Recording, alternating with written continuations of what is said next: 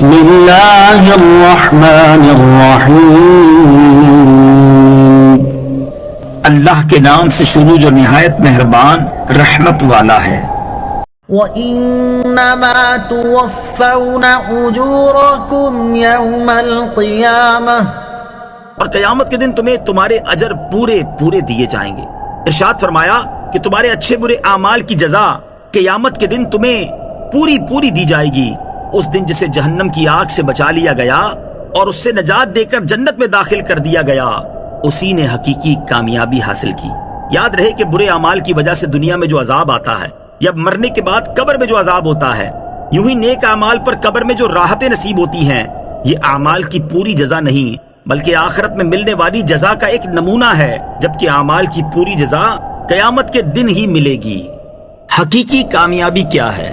اس آیت سے معلوم ہوا کہ قیامت میں حقیقی کامیابی یہ ہے کہ بندے کو جہنم سے نجات دے کر جنت میں داخل کر دیا جائے، جبکہ دنیا میں کامیابی فی نفسی ہی کامیابی تو ہے، لیکن اگر یہ کامیابی آخرت میں نقصان پہنچانے والی ہے تو حقیقت میں یہ خسارہ ہے۔ اور خصوصاً وہ لوگ کہ دنیا کی کامیابی کے لیے سب کچھ کریں اور آخرت کی کامیابی کے لیے کچھ نہ کریں، وہ تو یقیناً نقصان ہی میں ہیں۔ لہٰذا ہر مسلمان کو چاہیے کہ وہ ایسے اعمال کی طرف زیادہ توجہ دے اور ان کے لیے زیادہ کوشش کرے جن سے اسے حقیقی کامیابی نصیب ہو سکتی ہے، اور ان اعمال سے بچے جو اس کی حقیقی کامیابی کی راہ میں رکاوٹ بن سکتے ہیں۔ وَمَا الْحَيَاةُ الدُّنْيَا إِلَّا مَتَاعُ الْغُرُورِ، اور دنیا کی زندگی تو صرف دھوکے کا سامان ہے، یعنی دنیا کی لذتیں، اس کی خواہشات اور رعنائیاں صرف دھوکے کا سامان ہے، کیونکہ ان کا ظاہر تو بہت خوبصورت نظر آتا ہے لیکن ان کا باطن فساد سے بھرپور ہے۔ دنیا کی زندگی دھوکے کا سامان ہے۔ اس آیت سے معلوم ہوا کہ دنیا کی عیش و عشرت اور زیب و زینت اگرچہ کتنی ہی زیادہ ہو، یہ دھوکے کے سامان کے علاوہ کچھ نہیں۔ لہٰذا ہر انسان کو چاہیے کہ وہ دنیا کی رنگینیوں سے ہرگز دھوکہ نہ کھائے، ذلیل دنیا کو حاصل کرنے کے لیے اپنی قیمتی ترین آخرت کو ہرگز تباہ نہ کرے۔ اسی کی ترغیب دیتے ہوئے اللہ تبارک و تعالی ارشاد فرماتا ہے، يا أيها الناس اتقوا ربكم واخشوا يوما لا يجزي والد عن ولده ولا مولود هو جاز عن والده شيئا إن وعد الله حق فلا تغرنكم الحياة الدنيا ولا يغرنكم بالله الغرور۔ ترجمہ: اے لوگوں، اپنے رب سے ڈرو اور اس دن کا خوف کرو جس میں کوئی باپ اپنی اولاد کے کام نہ آئے گا اور نہ کوئی بچہ اپنے باپ کو کچھ نفع دینے والا ہوگا۔ بے شک اللہ کا وعدہ سچا ہے، تو دنیا کی زندگی ہرگز تمہیں دھوکہ نہ دے اور ہرگز بڑا دھوکہ دینے والا تمہیں اللہ کے علم پر دھوکے میں نہ ڈالے۔ اور حضرت ابو موسیٰ اشعری رضی اللہ تعالیٰ عنہ سے روایت ہے، سید المرسلین صلی اللہ تعالیٰ علیہ وسلم نے ارشاد فرمایا، جو شخص اپنی دنیا سے محبت کرتا ہے وہ اپنی آخرت کو نقصان پہنچا لیتا ہے، اور جو شخص اپنی آخرت سے محبت کرتا ہے تو وہ اپنی دنیا کو نقصان پہنچاتا ہے۔ لہٰذا تم فنا ہو جانے والی دنیا پر باقی رہنے والی آخرت کو ترجیح دو۔ امام محمد غزالی علیہ رحمۃ اللہ الوالی ایک بزرگ کے حوالے سے لکھتے ہیں کہ اے لوگو، اس فرصت کے وقت میں نیک عمل کر لو اور اللہ تعالیٰ سے ڈرتے رہو، امیدوں پر پھولے مت سماؤ اور اپنی موت کو نہ بھولو، دنیا کی طرف مائل نہ ہو جاؤ، بے شک یہ دھوکے باز ہے اور دھوکے کے ساتھ بن ٹھن کر تمہارے سامنے آتی ہے اور اپنی خواہشات کے ذریعے تمہیں فتنے میں ڈال دیتی ہے۔ دنیا اپنی پیروی کرنے والوں کے لیے اس طرح سجتی سورتی ہے جیسے دلہن سجتی ہے۔ دنیا نے اپنے کتنے ہی عاشقوں کو ہلاک کر دیا اور جنہوں نے اس سے اطمینان حاصل کرنا چاہا انہیں ذلیل و رسوا کر دیا۔ لہٰذا اسے حقیقت کی نگاہ سے دیکھو، کیونکہ یہ مصیبتوں سے بھرپور مقام ہے۔ اس کے خالق نے اس کی مذمت کی، اس کا نیا پرانا ہو جاتا ہے اور اسے چاہنے والا بھی مر جاتا ہے۔ اللہ تعالیٰ تم پر رحم فرمائے، غفلت سے بیدار ہو جاؤ اور اس سے پہلے نیند سے آنکھیں کھول لو کہ یوں اعلان کیا جائے فلاں شخص بیمار ہے اور اس کی بیماری نے شدت اختیار کر لی ہے۔ کیا کوئی دوا ہے یا کسی ڈاکٹر تک جانے کی کوئی صورت ہے؟ اب تمہارے لیے حکیموں اور ڈاکٹروں کو بلایا جاتا ہے لیکن شفا کی امید ختم ہو جاتی ہے۔ پھر کہا جاتا ہے فلاں نے وصیت کی اور اپنے مال کا حساب کیا ہے پھر کہا جاتا ہے اب اس کی زبان بھاری ہو گئی، اب وہ اپنے بھائیوں سے بات نہیں کرتا اور پڑوسیوں کو نہیں پہچانتا۔ اب تمہاری پیشانی پر پسینہ آ گیا، رونے کی آوازیں آنے لگیں اور تمہیں موت کا یقین ہو گیا۔ تمہاری پلکیں بند ہونے سے موت کا گمان یقین میں بدل گیا، زبان تھر تھرا رہی ہے، تیرے بہن بھائی رو رہے ہیں۔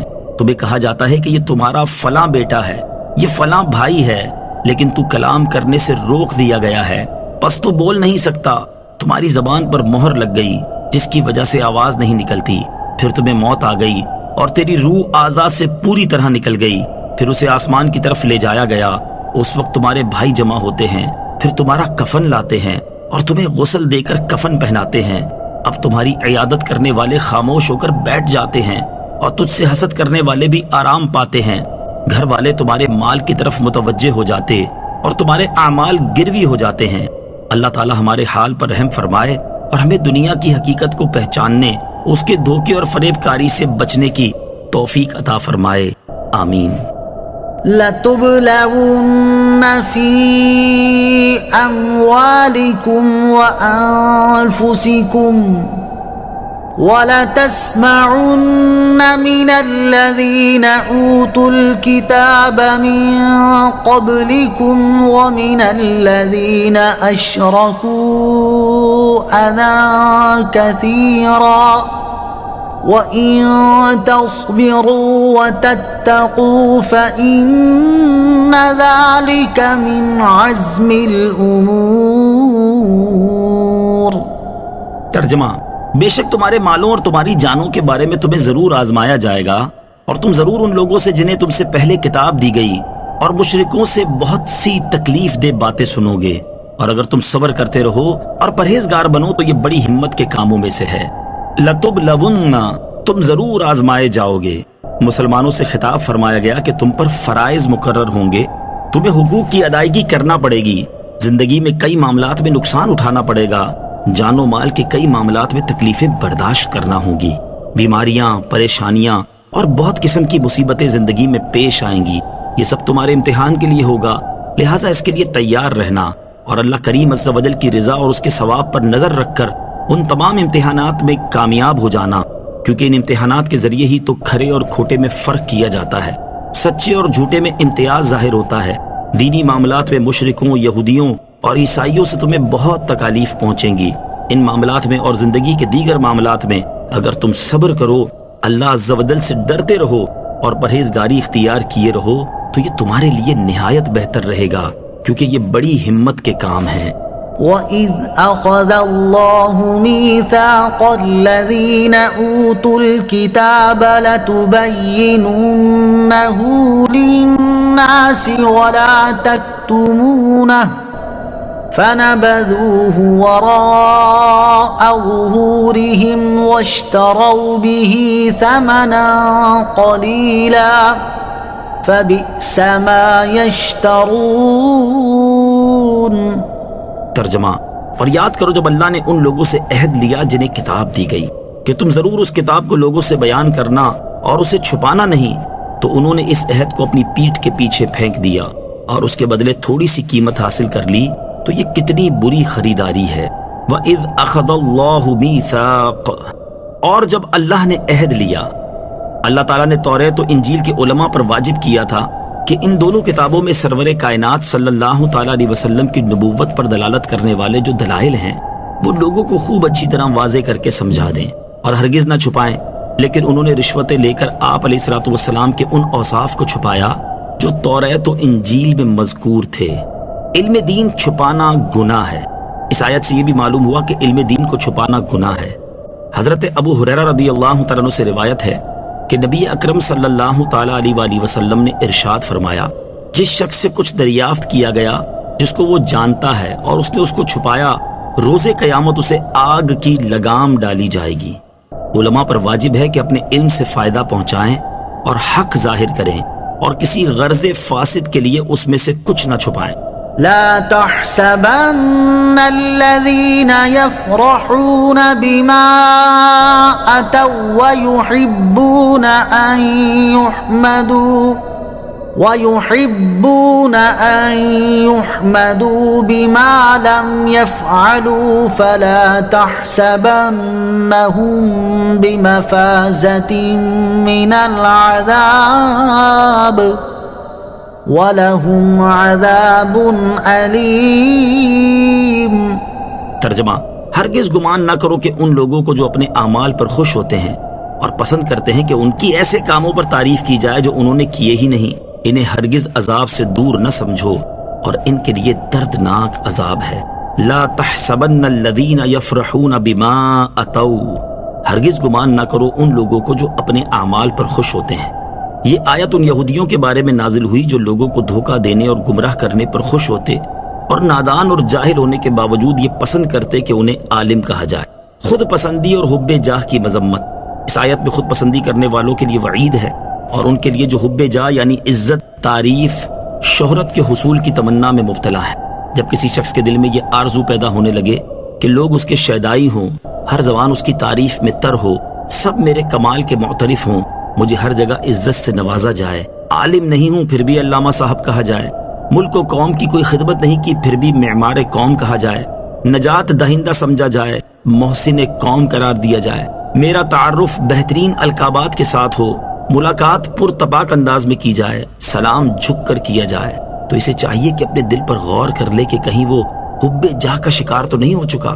اگر ایسا ہو تو اس آیت سے سبق حاصل کرتے ہوئے فوراً سے پیشتر اس سے چھٹکارے کی کوشش کرے۔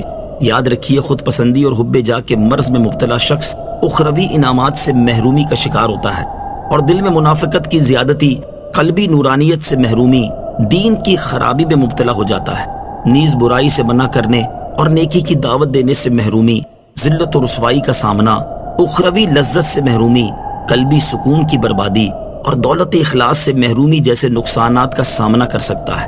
لہٰذا اسے چاہیے کہ دنیا کی بے ثباتی، تعریف پسندی کی مذمت، منصب و مرتبے کے تعلق سے اخروی معاملات اور بزرگان دین کے حالات و اقوال کا بکثرت مطالعہ کرے تاکہ ان مذموم امراض سے نجات کی کوئی صورت ہو۔ ترغیب کے لیے ہم یہاں خود پسندی اور حب جاہ سے متعلق چند احادیث اور بزرگان دین کے احوال و اقوال ذکر کرتے ہیں۔ چنانچہ حضرت جندب رضی اللہ تعالیٰ عنہ سے روایت ہے، بخاری شریف کی حدیث ہے کہ نبی کریم علیہ الصلوۃ والسلام نے ارشاد فرمایا، جو شہرت طلب کرے گا قیامت کے دن اس کے عیبوں کی تشہیر ہوگی، اور جو شخص لوگوں کو دکھانے کے لیے عمل کرے گا اللہ تعالیٰ اسے اس کا بدلہ دے گا۔ ترمذی کی حدیث ہے، حضرت کعب بن مالک رضی اللہ تعالیٰ عنہ سے روایت ہے، حضور پرنور علیہ الصلوۃ والسلام نے ارشاد فرمایا، دو بھوکے بھیڑیے بکریوں کے ریوڑ میں چھوڑ دیے جائیں تو وہ اتنا نقصان نہیں کرتے جتنا مال اور مرتبے کی حرص کرنے والا اپنے دین کے لیے نقصان دہ ہے۔ ام المومنین حضرت عائشہ صدیقہ رضی اللہ تعالی عنہا سے روایت ہے، حضور اقدس صلی اللہ تعالی علیہ وسلم نے ارشاد فرمایا، اگر خود پسندی انسانی شکل میں ہوتی تو وہ سب سے بدصورت انسان ہوتی۔ حضرت حسن بن علی رضی اللہ تعالی عنہما سے مروی ہے، نبی اکرم صلی اللہ تعالی علیہ وسلم نے ارشاد فرمایا، خود پسندی 70 سال کے عمل کو برباد کر دیتی ہے۔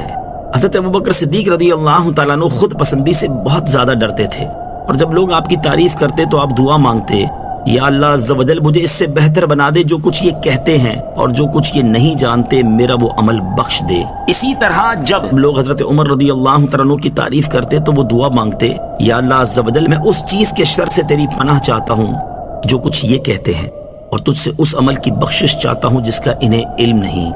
حضرت عمر بن عبدالعزیز رضی اللہ تعالیٰ عنہ جب منبر پر خطبہ دیتے تو خود پسندی سے ڈرتے ہوئے گفتگو چھوڑ کر اس عمل کی طرف منتقل ہو جاتے جس میں خود پسندی نہ ہو، اور بعض اوقات ایسا ہوتا کہ خط لکھتے وقت خود پسندی کے خوف سے پھاڑ دیتے اور کہتے، یا اللہ عز و جل میں نفس کے شر سے تیری پناہ چاہتا ہوں۔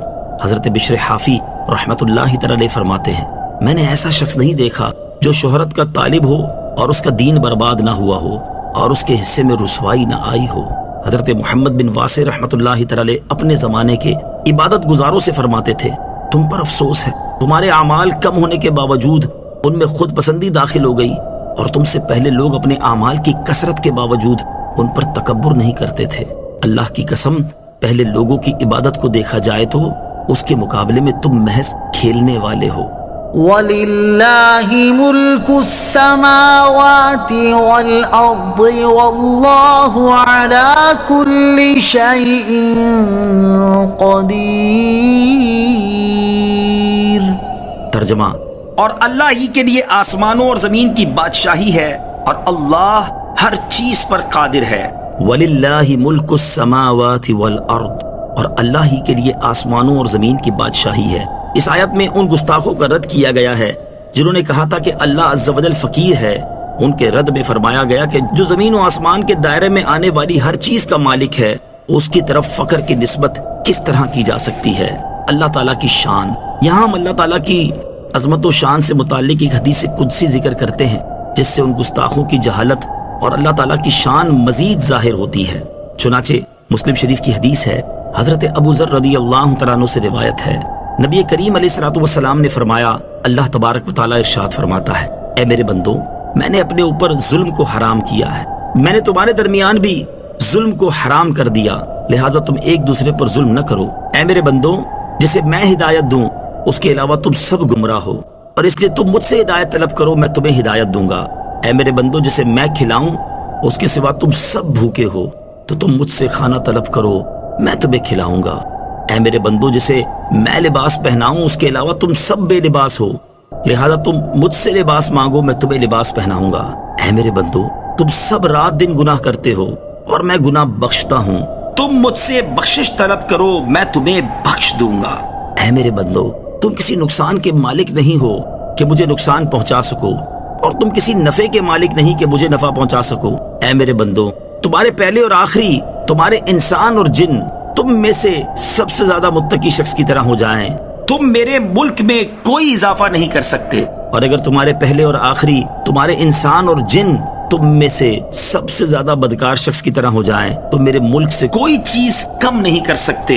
اور اے میرے بندو، تمہارے پہلے اور آخری، تمہارے انسان اور جن کسی ایک جگہ کھڑے ہو کر مجھ سے سوال کریں اور میں ہر انسان کا سوال پورا کر دوں تو جو کچھ میرے پاس ہے اس سے صرف اتنا کم ہوگا جس طرح سوئی کو سمندر میں ڈال کر نکالنے سے اس میں کمی ہوتی ہے۔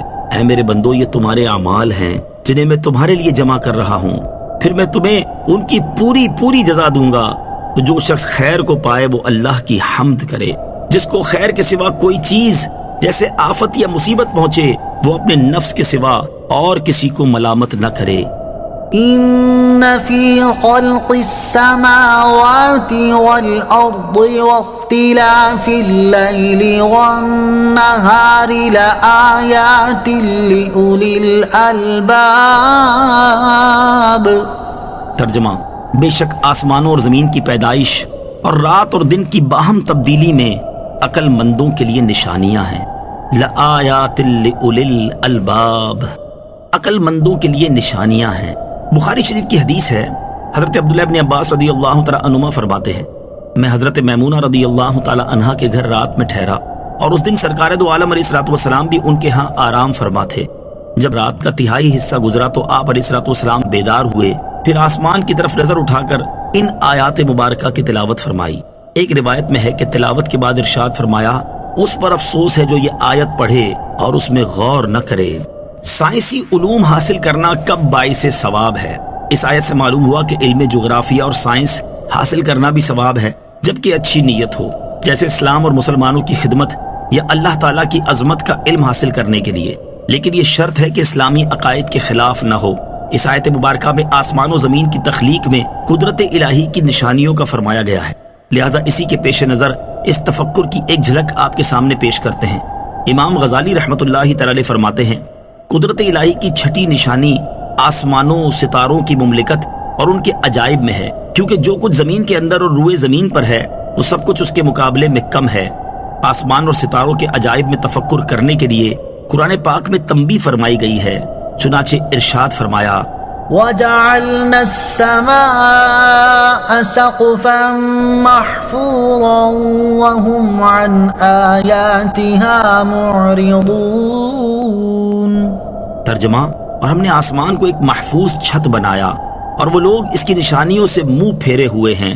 دوسری جگہ ارشاد فرمایا، لخلق السماوات والأرض أكبر من خلق الناس ولكن أكثر الناس لا يعلمون۔ ترجمہ: بے شک آسمان اور زمین کی پیدائش آدمیوں کی پیدائش سے بہت بڑی ہے، لیکن بہت لوگ نہیں جانتے۔ تو تمہیں حکم دیا گیا کہ زمین و آسمان کی تخلیق میں غور و فکر کرو۔ آسمان کی نیلاہٹ اور ستاروں کی ٹمٹماہٹ کو دیکھ لینا غور نہیں کہ یہ تو جانور بھی کر لیتے ہیں، بلکہ مقام افسوس تو یہ ہے کہ تو اپنے عجائب اور اپنی ذات کو جو تیرے پاس ہیں اور وہ زمین و آسمان کے عجائب کے بنسبت ایک ذرہ بھی نہیں جس کو تو پہچان سکتا، تو پھر زمین و آسمان کے عجائب کو کیسے پہچان سکے گا؟ تجھے بتدریج معرفت کے درجات پر ترقی کرنی چاہیے۔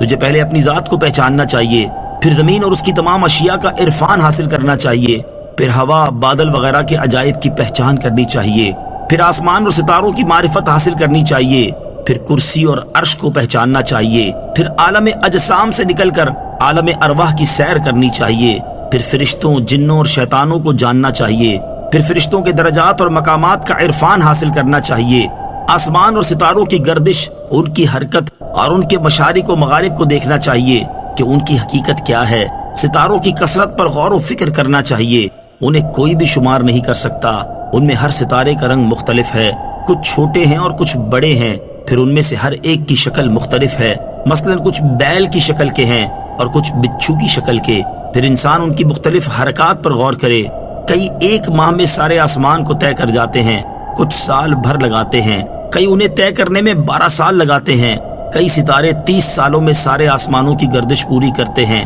اکثر ستارے 30,000 سال میں سارے آسمانوں کی مساحت طے کرتے ہیں۔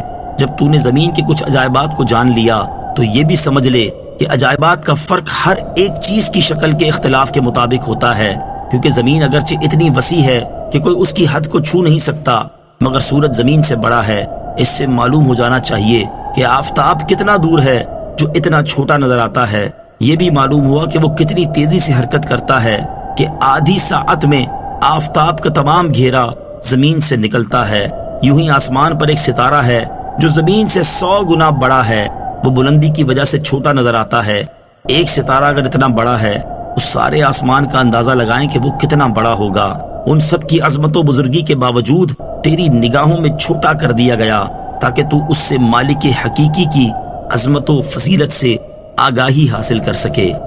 الذين يذكرون الله قياما وقعودا وعلى جنوبهم ويتفكرون في خلق السماوات والأرض ربنا ما خلقت هذا باطلا سبحانك فقنا عذاب النار۔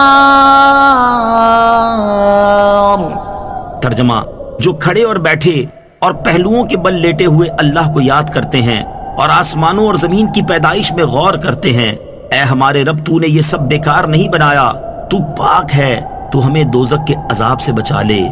الذين يذكرون الله، وہ جو اللہ کو یاد کرتے ہیں۔ یہاں عقل مند لوگوں کا بیان ہے کہ وہ ہیں کون اور ان کے چند اہم کام بیان فرمائے گئے ہیں۔ عقل مند لوگوں کے اہم کام: نمبر 1، عقل مند لوگ کھڑے، بیٹھے اور بستروں پر لیٹے ہر حال میں اللہ تعالیٰ کا ذکر کرتے ہیں، مولا کریم کی یاد ہر وقت ان کے دلوں پر چھائی رہتی ہے۔ نمبر 2، عقل مند لوگ کائنات میں غور و فکر کرتے ہیں، آسمانوں اور زمین کی پیدائش اور کائنات کے دیگر عجائبات میں غور کرتے ہیں، اور ان کا مقصد اللہ تعالیٰ کی عظمت و قدرت کا زیادہ سے زیادہ علم حاصل کرنا ہے۔ نمبر 3، کائنات میں غور و فکر کے بعد اللہ تعالیٰ کی عظمت ان پر آشکار ہوتی ہے اور ان کے دل اللہ عز و جل کی عظمت کے سامنے جھک جاتے ہیں اور ان کی زبانیں اللہ عز و جل کی عظمت کے ترانے پڑھتی ہیں۔ نمبر 4، اللہ تعالیٰ کی بارگاہ میں دوزخ کے عذاب سے پناہ مانگتے ہیں۔ مذکورہ بالا تمام چیزیں کامل الایمان لوگوں کے اوصاف ہیں، ان کو حاصل کرنے کی کوشش کرنی چاہیے۔ ہمارے اسلاف اللہ عز و جل کی یاد میں بہت رغبت کرتے تھے، چنانچہ حضرت سری سقطی رحمت اللہ تعالی فرماتے ہیں، میں نے حضرت جرجانی رحمت اللہ تعالی کے پاس ستو دیکھے جس سے وہ بھوک مٹا لیتے تھے۔ میں نے کہا، آپ کھانا اور دوسری اشیاء کیوں نہیں کھاتے؟ آپ نے فرمایا، میں نے چبانے اور یہ ستو کھا کر گزارا کرنے میں 90 تسبیحات کا فرق پایا ہے، لہٰذا 40 سال سے میں نے روٹی نہیں چبائی تاکہ ان تسبیحات کا وقت ضائع نہ ہو۔ حضرت جنید بغدادی رحمۃ اللہ تعالی علیہ کا معمول یہ تھا کہ آپ بازار جاتے اور اپنی دکان کھول کر اس کے آگے پردہ ڈال دیتے اور 400 رکعت نفل ادا کر کے دکان بند کر کے گھر واپس آ جاتے۔ جس طرح کسی کی عظمت، قدرت، حکمت اور علم کی معرفت حاصل کرنے کا ایک اہم ذریعہ اس کی بنائی ہوئی چیز ہوتی ہے کہ اس میں غور و فکر کرنے سے یہ سب چیزیں آشکار ہو جاتی ہیں، اسی طرح اللہ تعالیٰ کی عظمت، قدرت، حکمت، وحدانیت اور اس کے علم کی پہچان حاصل کرنے کا بہت بڑا ذریعہ اس کی پیدا کی ہوئی یہ کائنات ہے۔ اس میں موجود تمام چیزیں اپنے خالق کی وحدانیت پر دلالت کرنے والی، اس کے جلال و کبریائی کی مظہر ہیں، اور ان میں تفکر اور تدبر کرنے سے خالق کائنات کی معرفت حاصل ہوتی ہے۔ یہی وجہ ہے کہ قرآن مجید میں بکثرت مقامات پر اس کائنات میں موجود مختلف چیزوں جیسے انسانوں کی تخلیق، زمین و آسمان کی بناوٹ، زمین کی پیداوار، ہوا اور بارش، سمندر میں کشتیوں کی روانی، زبانوں اور رنگوں کا اختلاف وغیرہ بے شمار اشیاء میں غور و فکر کرنے کی دعوت اور ترغیب دی گئی تاکہ انسان ان میں غور و فکر کے ذریعے اپنے حقیقی رب عز و جل کو پہچانے، صرف اسی کی عبادت بجا لائے اور اس کے تمام احکام پر عمل کرے۔ امام محمد غزالی علیہ رحمت اللہ الوالی فرماتے ہیں، آسمان اپنے ستاروں، سورج، چاند، ان کی حرکت اور طلوع و غروب میں ان کی گردش کے ساتھ دیکھا جاتا ہے۔ زمین کا مشاہدہ اس کے پہاڑوں، نہروں، دریاؤں، حیوانات، نباتات اور ان چیزوں کے ساتھ ہوتا ہے جو آسمان اور زمین کے درمیان ہیں، جیسے بادل، بارش، برف، گرج چمک، ٹوٹنے والے ستارے اور تیز ہوائیں۔ یہ وہ اجناس ہیں جو آسمانوں، زمینوں اور ان کے درمیان دیکھی جاتی ہیں۔ پھر ان میں سے ہر جنس کی کئی انواع ہیں، ہر نوع کی کئی اقسام ہیں، ہر قسم کی کئی شاخیں ہیں، اور صفات، حیت اور ظاہری و باطنی معانی کے اختلاف کی وجہ سے اس کی تقسیم کا سلسلہ کہیں رکتا نہیں۔ زمین و آسمان کے جمادات، نباتات، حیوانات، فلک اور ستاروں میں سے ایک ذرہ بھی اللہ تعالیٰ کے حرکت دیے بغیر حرکت نہیں کر سکتا، اور ان کی حرکت میں ایک حکمت ہو یا 2، 10 ہوں یا 1000، یہ سب اللہ تعالیٰ کی وحدانیت کی گواہی دیتی ہیں اور اس کے جلال و کبریائی پر دلالت کرتی ہیں، اور یہی اللہ تعالیٰ کی وحدانیت پر دلالت کرنے والی نشانیاں اور علامات ہیں۔ فی زمانہ مسلمان اللہ تعالیٰ کی بنائی ہوئی اس کائنات میں غور و فکر کرنے اور اس کے ذریعے اپنے رب تعالیٰ کی کمال و جمال اور جلال کی معرفت حاصل کرنے اور اس کے احکام کی بجا آوری کرنے سے انتہائی غفلت کا شکار ہیں، اور ان کے علم کی حد صرف یہ رہ گئی ہے جب بھوک لگی تو کھانا کھا لیا، جب پیاس لگی تو پانی پی لیا، جب کام کاج سے تھک گئے تو سو کر آرام کر لیا، جب شہوت نے بےتاب کیا تو حلال یا حرام ذریعے سے اس کی بےتابی کو دور کر دیا، اور جب کسی پر غصہ آیا تو اس سے جھگڑا کر کے غصے کو ٹھنڈا کر لیا۔ الغرض ہر کوئی اپنے تن کی آسانی میں مست نظر آ رہا ہے۔ امام غزالی رحمت اللہ تعالی فرماتے ہیں، اندھا وہی ہے جو اللہ تعالیٰ کی تمام صنعتوں کو دیکھے لیکن انہیں پیدا کرنے والے خالق کی عظمت سے مدہوش نہ ہو اور اس کے جلال و جمال پر عاشق نہ ہو۔ ایسا بے عقل انسان حیوانوں کی طرح ہے جو فطرت کے عجائبات اور اپنے جسم میں غور و فکر نہ کرے۔ اللہ تعالیٰ کی عطا کردہ عقل جو تمام نعمتوں سے بڑھ کر ہے اسے ضائع کر دے اور اس سے زیادہ علم نہ رکھے کہ جب بھوک لگے تو کھانا کھا لیا، کسی پر غصہ آئے تو جھگڑا کر لیا۔ اللہ تعالیٰ مسلمانوں کو ہدایت عطا فرمائے، آمین۔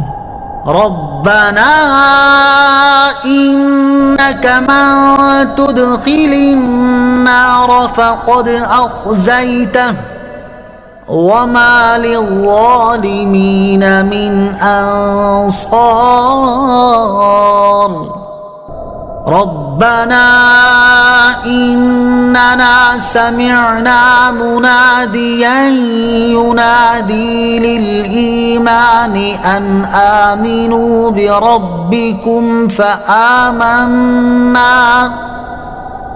ربنا فاغفر لنا ذنوبنا وكفر عنا سيئاتنا وتوفنا مع الأبرار ربنا وآتنا ما وعدتنا على رسلك ولا تخزنا يوم القيامة إنك لا تخلف الميعاد۔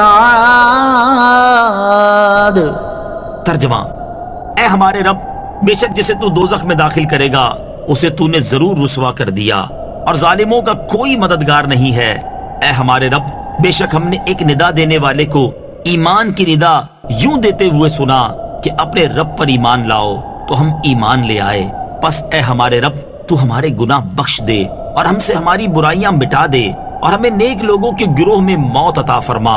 اے ہمارے رب، اور ہمیں وہ سب عطا فرما جس کا تو نے اپنے رسولوں کے ذریعے ہم سے وعدہ فرمایا ہے، اور ہمیں قیامت کے دن رسوا نہ کرنا، بے شک تو وعدہ خلافی نہیں کرتا۔ ربنا، اے ہمارے رب، ربنا ما خلقت هذا باطلا سے لے کر انک لا تخلف المیعاد تک بہت پیاری دعا ہے، اسے اپنے معمولات میں شامل کر لینا چاہیے۔ ربنا اننا سمعنا منادیا، اے ہمارے رب، بے شک ہم نے ایک ندا دینے والے کو سنا۔ اس منادی سے مراد سید الانبیاء محمد مصطفیٰ صلی اللہ تعالی علیہ وآلہ وسلم ہیں، جن کی شان میں داعیا الی اللہ باذنہ وارد ہوا ہے، یا اس سے قرآن کریم مراد ہے وتوفنا مع الابرار، اور ہمیں نیک لوگوں کے گروہ میں موت عطا فرما۔ یہاں اللہ تعالیٰ نے سکھایا ہے کہ دعا کرو کہ موت بھی نیک لوگوں کے ساتھ ہو، یعنی ان کی فرما برداری کرتے ہوئے موت آئے اور ان کی معیت نصیب ہو جائے۔ نیک لوگوں کی صحبت اختیار کرنے کی ترغیب۔ یاد رہے کہ نیک لوگوں کی صحبت بہت عظیم چیز ہے۔ رب العالمین عز و جل نے فرمایا کونوا مع الصادقین، ترجمہ سچوں کے ساتھ ہو جاؤ، اور صحابہ کرام رضی اللہ تعالی عنہم کو صحبت نے ہی عظیم ترین مرتبے پر فائز کیا۔ زندگی میں نیک لوگوں کا ساتھ تو نعمت ہے ہی، مرنے کے بعد بھی نیکوں کا ساتھ اللہ تعالیٰ کی بہت بڑی نعمت ہے۔ چنانچہ پسندیدہ بندے کو موت کے وقت فرمایا جاتا ہے یا ایتها النفس المطمئنہ ارجعی الى ربک راضیۃ مرضیہ فادخلی فی عبادی وادخلی جنتی۔ ترجمہ، اے اطمینان والی جان، اپنے رب کی طرف اس حال میں واپس آ کہ تو اس سے راضی ہو، وہ تجھ سے راضی ہو، پھر میرے خاص بندوں میں داخل ہو جا اور میری جنت میں داخل ہو جا۔ دیکھیں، فوت ہونے والی روح سے کہا جاتا ہے کہ میرے خاص بندوں میں داخل ہو جا، لہٰذا ہر مسلمان کو چاہیے کہ وہ اپنی زندگی میں نیک لوگوں کے ساتھ رہے اور انہی کے گروہ میں موت ملنے کی دعا کرے، تاکہ ان کے صدقے جنت کی اعلیٰ ترین نعمتوں سے فیضیاب ہو، اور موت کے بعد نیک لوگوں کے قرب میں دفن ہونے کی وصیت کرے۔ حضرت ابو ہریرہ رضی اللہ تعالی عنہ سے روایت ہے، نبی اکرم صلی اللہ تعالی علیہ وآلہ وسلم نے ارشاد فرمایا، اپنے مردوں کو نیک لوگوں کے درمیان دفن کرو، کیونکہ میت برے پڑوسی سے اسی طرح اذیت پاتی ہے جس طرح زندہ انسان برے پڑوسی سے اذیت پاتا ہے۔ اعلیٰ حضرت امام احمد رضا خان رحمۃ اللہ تعالی فرماتے ہیں، میں نے حضرت میاں صاحب قبلہ قدس سرہ کو فرماتے سنا، ایک جگہ کوئی قبر کھل گئی اور مردہ نظر آنے لگا۔ دیکھا کہ گلاب کی 2 شاخیں اس کے بدن سے لپٹی ہیں اور گلاب کے 2 پھول اس کے نتنوں پر رکھے ہیں۔ ان کے عزیزوں نے اس خیال سے کہ یہاں قبر پانی کے صدمے سے کھل گئی، دوسری جگہ قبر کھود کر اس میں رکھیں۔ اب جو دیکھیں تو وہ 2 اژدہے اس کے بدن سے لپٹے اپنے پھنوں سے اس کا منہ بھنبھوڑ رہے ہیں۔ حیران ہوئے، کسی صاحب دل سے یہ واقعہ بیان کیا، انہوں نے فرمایا یہ وہاں بھی یہ اژدہا ہی تھے، مگر ایک ولی اللہ کے مزار کا قرب تھا، اس کی برکت سے وہ عذاب رحمت ہو گیا تھا۔ وہ اژدہے درخت گل کی شکل ہو گئے تھے اور ان کے پھن گلاب کے پھول۔ اس کی خیریت چاہو تو وہیں لے جا کر دفن کر دو، وہیں لے جا کر رکھا، پھر وہی درخت گل تھے اور وہی گلاب کے پھول۔ فاستجاب لهم ربهم أني لا أضيع عمل عامل منكم من ذكر أو أنثى بعضكم من بعض فالذين هاجروا وأخرجوا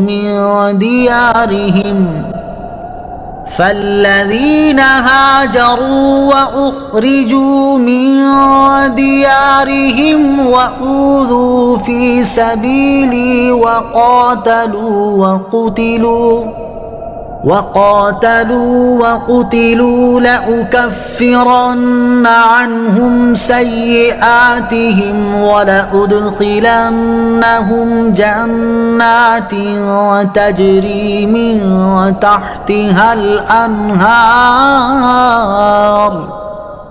ثوابا من عند الله والله عنده حسن الثواب۔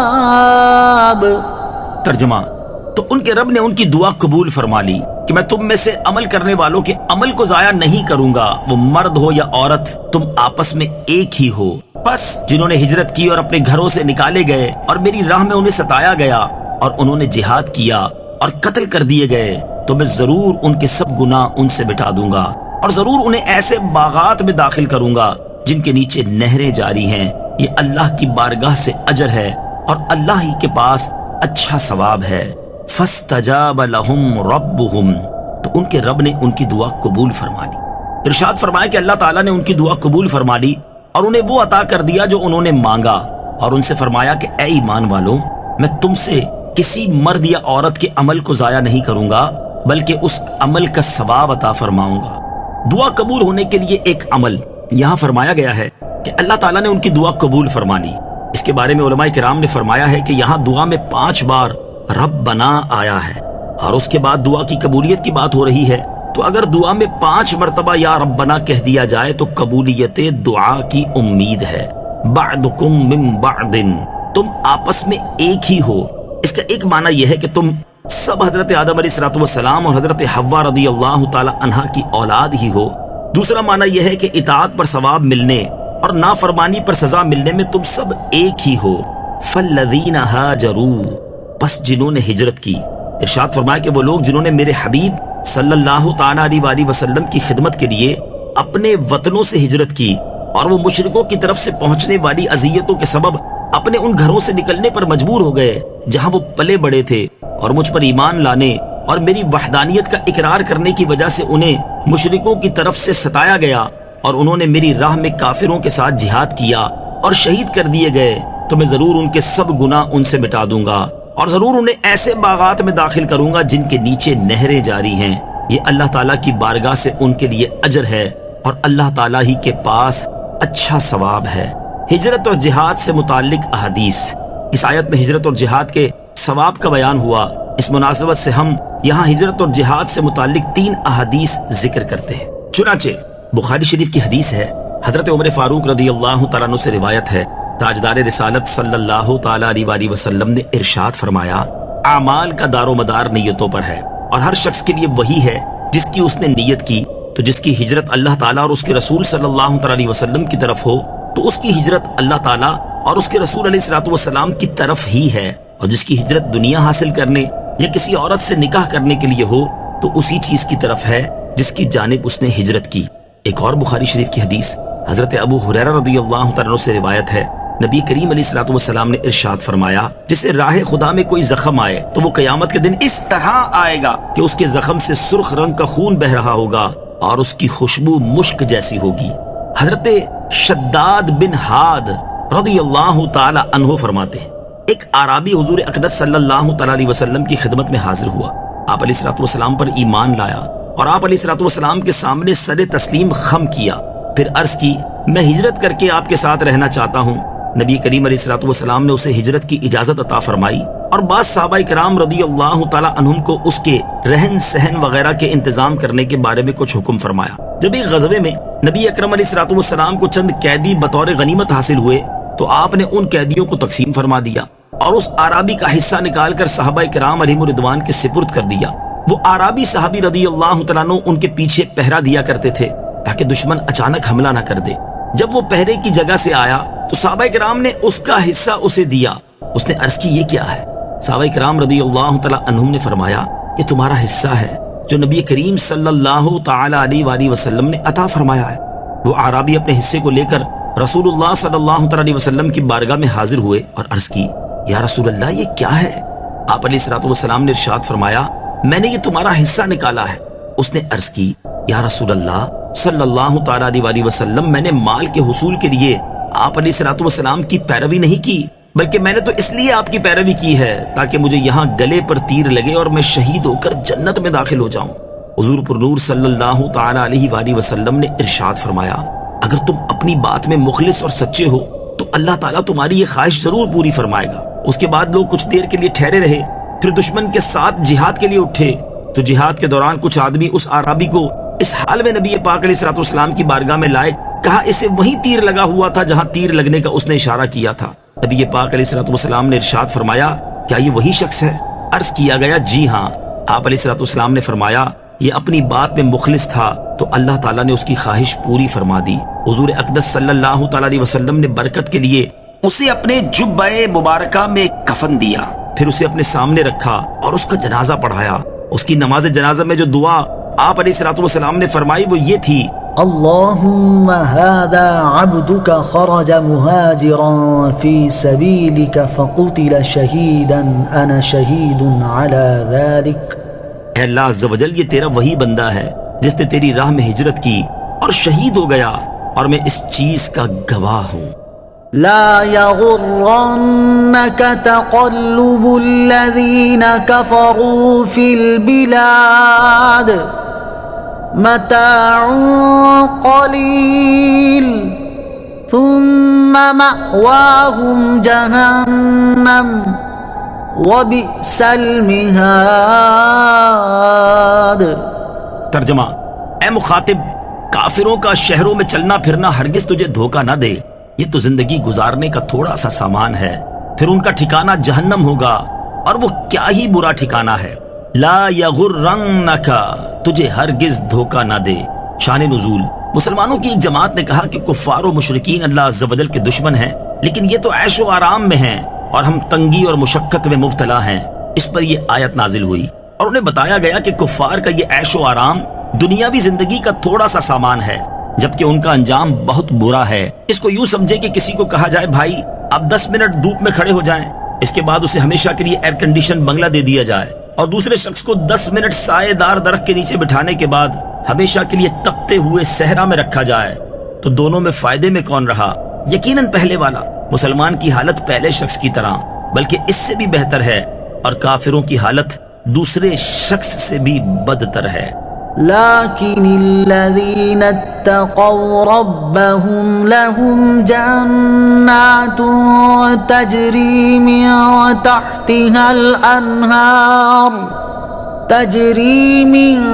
تحتها الأنهار خالدين فيها نزلا من عند الله وما عند اللہ خیر للابرار۔ ترجمہ، لیکن وہ لوگ جو اپنے رب سے ڈرتے ہیں ان کے لیے جنتیں ہیں جن کے نیچے نہریں بہ رہی ہیں، ہمیشہ ان میں رہیں گے۔ یہ اللہ کی طرف سے مہمان نوازی کا سامان ہے، اور جو اللہ کے پاس ہے وہ نیکوں کے لیے بہترین چیز ہے۔ لہم جنات، ان کے لیے جنتیں ہیں۔ کافروں کی دنیاوی، عارضی اور فانی راحت و آرام کے ذکر کے بعد مسلمانوں کے آخرت کے دائمی ابدی راحت و آرام یعنی جنت کا بیان ہو رہا ہے۔ دنیا کی راحتیں اور جنت کی ابدی نعمتیں کس کے لیے ہیں؟ صحیح بخاری اور صحیح مسلم کی حدیث میں ہے کہ حضرت عمر رضی اللہ تعالیٰ عنہ نبی کریم علیہ الصلوۃ والسلام کے در رحمت میں حاضر ہوئے تو انہوں نے دیکھا کہ سلطان کونین صلی اللہ تعالیٰ علیہ وسلم ایک بوریے پر آرام فرما رہے ہیں۔ سر اقدس کے نیچے چمڑے کا تکیہ ہے جس میں ناریل کے ریشے بھرے ہوئے ہیں، اور جسم مبارک پر بوریے کے نشانات نقش ہو گئے ہیں۔ یہ حال دیکھ کر سیدنا فاروق اعظم رضی اللہ تعالیٰ عنہ رو پڑے۔ سرور کائنات علیہ الصلوۃ والسلام نے رونے کا سبب دریافت کیا تو عرض کیا کہ یا رسول اللہ صلی اللہ تعالیٰ علیہ وسلم، کیسر و کسرا تو عیش و آرام میں ہوں، اور آپ اللہ کے رسول ہو کر اس حالت میں؟ نبی رحمت صلی اللہ تعالیٰ علیہ وسلم نے ارشاد فرمایا، اے عمر، کیا تمہیں پسند نہیں کہ ان کے لیے دنیا ہو اور ہمارے لیے آخرت؟ حضرت جابر بن عبداللہ رضی اللہ تعالیٰ عنہ فرماتے ہیں کہ ایک دن سرکار عالی وقار صلی اللہ تعالیٰ علیہ وسلم حضرت فاطمہ الزہرا رضی اللہ تعالیٰ عنہا کے گھر تشریف لے گئے۔ آپ اونٹ کے بالوں سے بنا موٹا لباس پہنے چکی میں آٹا پیس رہی تھی۔ جب نبیوں کے سلطان صلی اللہ تعالیٰ علیہ وسلم کی ان پر نظر پڑی تو آنکھوں سے سیل اشک رواں ہو گیا۔ رحمت عالم علیہ الصلوۃ والسلام نے ارشاد فرمایا، دنیا کی تنگی و سختی کا گھونٹ پی لو تاکہ جنت کی ابدی نعمتیں حاصل ہوں۔ حضرت ثابت رضی اللہ تعالیٰ عنہ فرماتے ہیں، حضرت عمر فاروق رضی اللہ تعالیٰ عنہ نے ایک مرتبہ پانی طلب فرمایا تو آپ کو شہد کا پیالہ پیش کیا گیا۔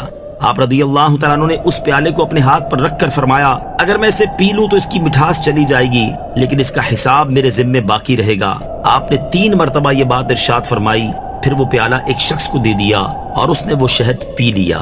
حضرت ابن ابی ملیکہ رضی اللہ تعالیٰ عنہ فرماتے ہیں حضرت عمر فاروق رضی اللہ تعالیٰ عنہ نے اپنے سامنے کھانا رکھا ہوا تھا، اس دوران ایک غلام نے آ کر عرض کی حضرت عتبہ بن ابی فرقت رضی اللہ تعالیٰ عنہ دروازے پر کھڑے ہیں۔ آپ نے انہیں اندر آنے کی اجازت دی۔ جب حضرت عتبہ رضی اللہ تعالیٰ عنہ آئے تو حضرت عمر فاروق رضی اللہ تعالیٰ عنہ نے اس کھانے میں سے کچھ انہیں دیا۔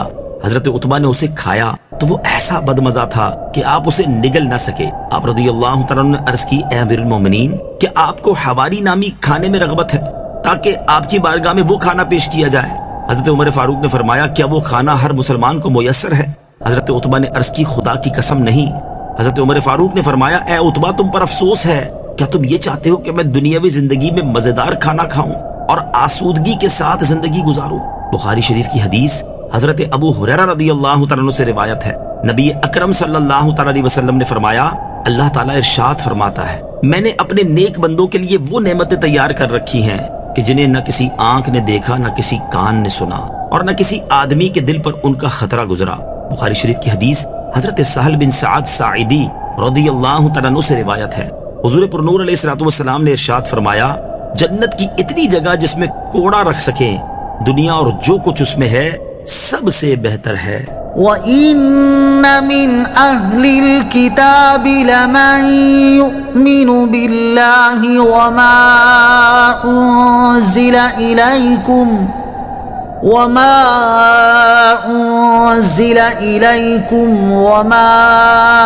أُنزِلَ إِلَيْهِمْ خَاشِعِينَ لِلَّهِ لَا يَشْتَرُونَ